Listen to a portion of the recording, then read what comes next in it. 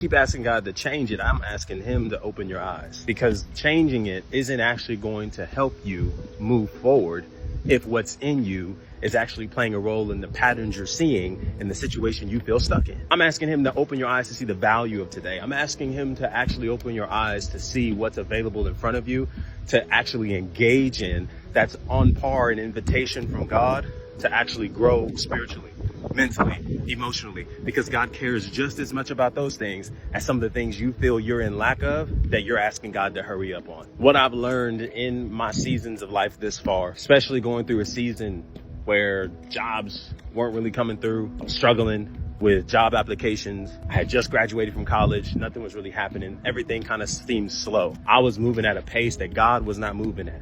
From my insecurities and fears of pushing me out the door, convincing me that I needed to hurry up. I was on a timetable and I was running out of time, thinking to myself that something had to happen now. And if it didn't happen now, that I was a failure, that I wasn't really doing what I was supposed to be doing. I'm behind, I'm late, seeing everybody else succeed around me. And here I go, being real slow, still living in the parents' home, not really knowing what to do. Let me encourage you. It wasn't until I started getting out of my own way that I actually started seeing transformation that God was ultimately inviting me to in this entire time. And getting out of my own way didn't look like ignoring God. It didn't look like ignoring the people around me. It didn't look like ignoring the dysfunction that was happening around me. It didn't look like suppressing my emotions. It didn't look like doing this in a lone wolfing fashion. What it did look like was actually in tune with my emotions. It was actually growing curious as to what I believed something happening or not happening for me said about me. It did come from me rehearsing and reciting what God had already promised. It came from me engaging and embracing that this season is what it is. And in order for me to make it through, I have to be willing to engage it and embrace it and do something about it. It was me coming to grips that peace belonged to me and not in the hands of people around me that I kept trying to put it off on and saying, as long as they change, then I'll be okay. As long as they get better, then I'll be better. As long as they stop doing, then I'll start doing. All that had to shift. And here comes transformation.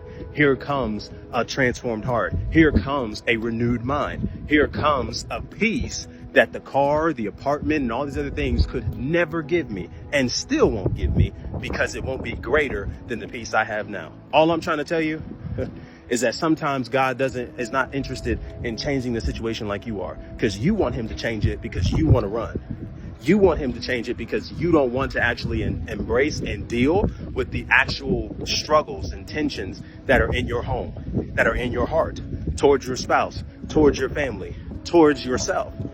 And it's actually dealing with those things that creates and curates the peace you're really looking for. And it all comes by way of accepting the invitation that God is giving to you day in and day out, that you keep running from, that you keep ignoring, that you keep thinking that another job is going to solve, more money is going to cure it. No, absolutely not.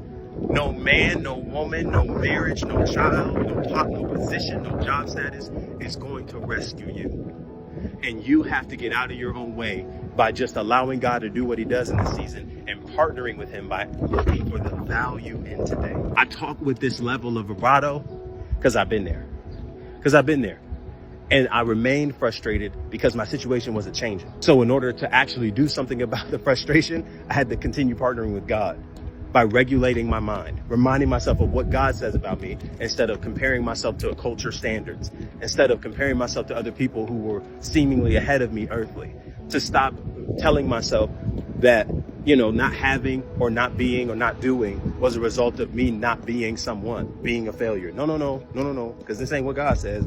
And I am not greater than God to think that how I think of myself is better than how God thinks of me. No, I just come into alignment with it, and I come into agreement with it. And it comes through intentional Bible reading. It comes through intentional journaling. It comes through intentional meditations. It comes through being intentional with my morning routines. It comes with being intentional with the everyday efforts that I put in, instead of expecting God to just change everything on a dime and without me putting in any effort or work. At some point, you and I have to come to a realization that peace is our responsibility, not anyone else's. And the longer you keep putting it in that marriage you want, the longer you keep putting it in that job you're looking for, the longer you keep putting it in the idea that you aren't a provider because you don't have the finances, if you keep putting it in the idea of all this other kind of stuff, you'll never have peace. It'll always be another mountain peak. It'll always be more. It'll always be more. And it will never be enough. And Jesus will never be enough for you. And that will always be a struggle and tension. So hear me. This could be a time and season that God is just simply inviting you to fix and transform your perspectives on where you are and to actually engage with him in a way that's transformative. Experiencing him in a way like you never have before that will actually take you leaps and bounds further than having what you think you need in order to be at peace with who you are, with where you are, with what you're doing, and how you're feeling. And the fruit that's available for you by engaging in God's invitation is so much greater than what you think you're leaving behind by not getting to where you think you should be by this point and stage in life. There's a season and a time for everything under the sun. There really is. And maybe this is a season where God wants you to reprioritize what's most important and actually dive into caring with him for your spiritual, mental, emotional health just as much as you care about your physical and financial health, because those other areas are just as important to God that you keep trying to ignore in efforts of trying to get to where you think you want to be. I hope this made sense. If it did, type "caught it" in the comment section below. Follow for more as we get to you navigating through our healing and doing relationships the right way, which starts with us doing the healing work on ourselves first, which sometimes looks like having some conversations like this, just you and me, just being real, but also understanding that peace is our responsibility. And sometimes you have to get out of your own way and stop going against what God is trying to do in this season, what God is perhaps exposing in you in this season, giving you an actual invitation from his mercies and love to restore what may be in the process of being lost because of your willingness to hurry out of where God wants you to be and experiencing God in a different way than you ever have before.